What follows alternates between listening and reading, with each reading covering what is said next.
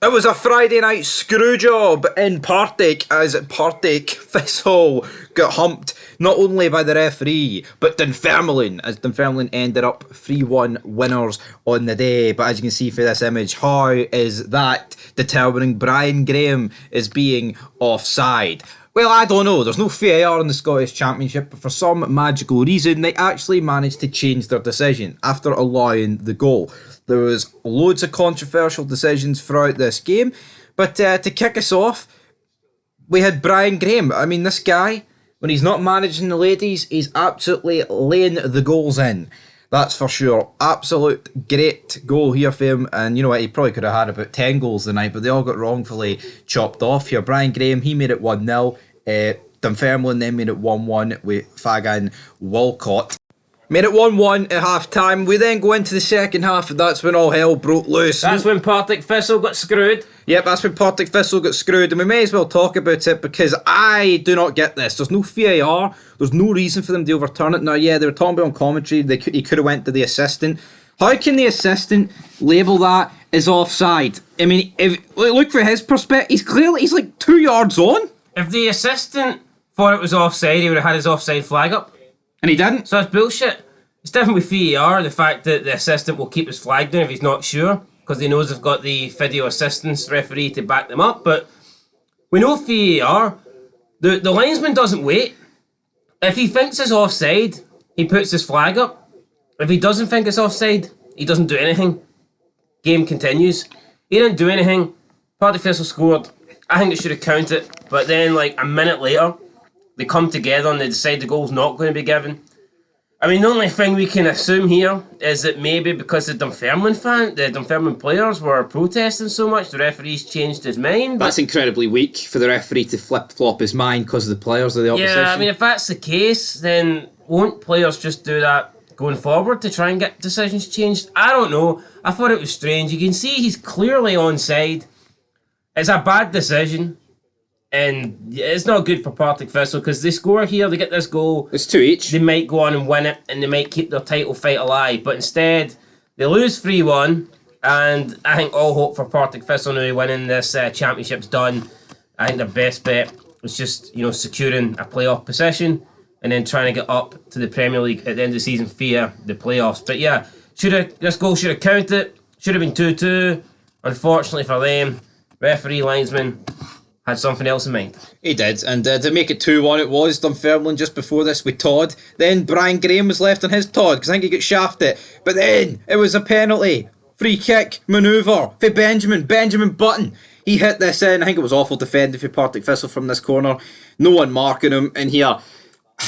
Bad defending doesn't excuse getting cheated by the officials, but they really shot themselves in the foot here. Like, yeah, they got shafted. He's clearly onside, Brian Graham, but that doesn't give you a free pass on defending poorly, does it?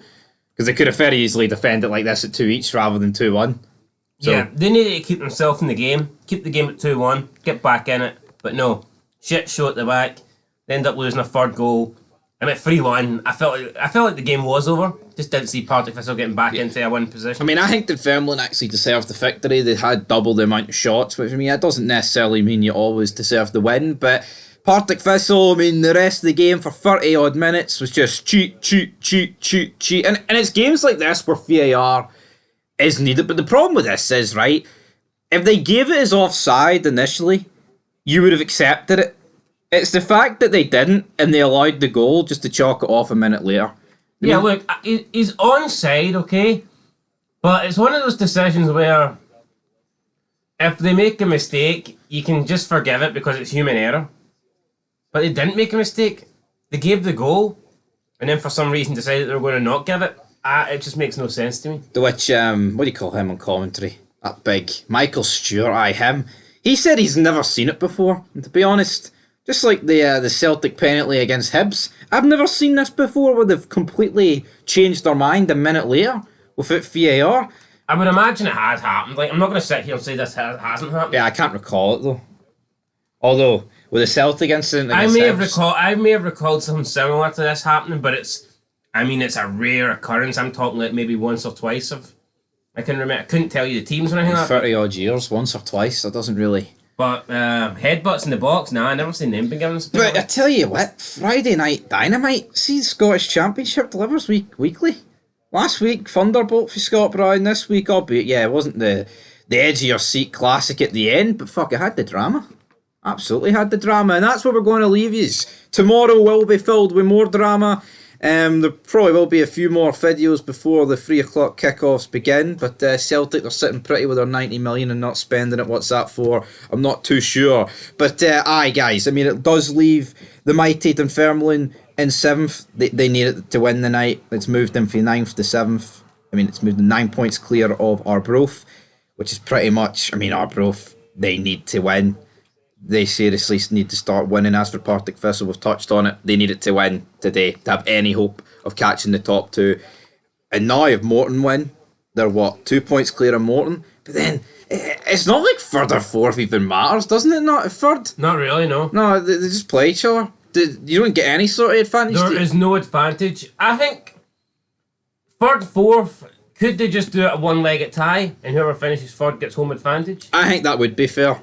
That would Then be. that way, at least the team that's finishing higher in the league is getting some form of advantage, but you don't get any advantage in the playoffs. Yeah, And it's the same with the second and third team. I can maybe accept who comes out of the championship, right?